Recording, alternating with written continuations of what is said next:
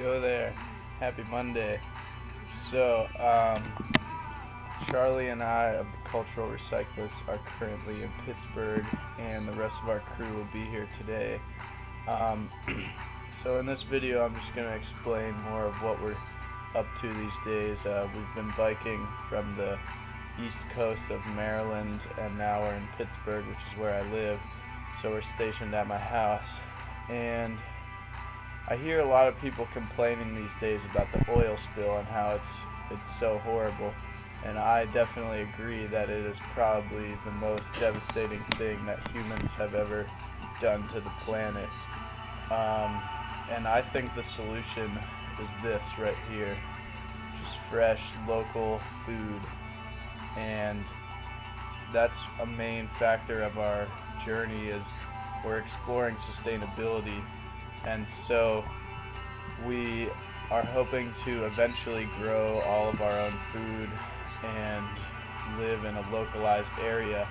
And so we're big supporters of the Transition Town movement, which is working to build a localized community and transition towards that sustainable, resilient area that uses things like permaculture, which basically takes the example of how ecosystems work together.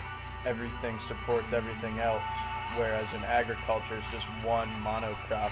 But permaculture has these dynamic balances and symbiotic relationships. So in the process of our journey, we're stopping at all kinds of places working on the transition towns and permaculture. So we're going to stop at a lot of places in Pittsburgh that are working on those, and we're going to continue to go across the country doing that. And so one message that I am putting out is that instead of dwelling on all the horrible things happening in the world, which are much more than just the oil spill, it's just the oil spill is the one of the 1,000 that happens to be on the news. Other ones include the rainforest deforestation, 1,000 acres per minute or something like that. The plastic gyre in the middle of the ocean that never gets talked about, that's twice the size of Texas. I mean, there's all these horrible things in the world that you could dwell on, but instead what we're trying to do is show that this new way of sustainability and local community is a much better solution to it than, I don't know, a new way of oil drilling or something like that. And so in this transition town model and things like that, we would produce our stuff locally. We wouldn't need oil from a tanker in the middle of the ocean. And so that's the message that we're trying to put out.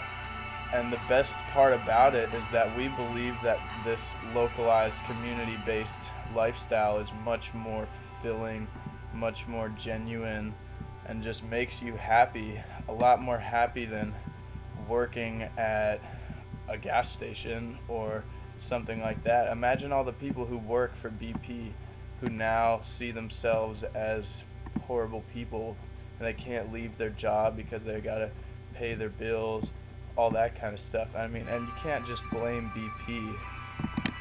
It's our whole system that depends on this importation of resources.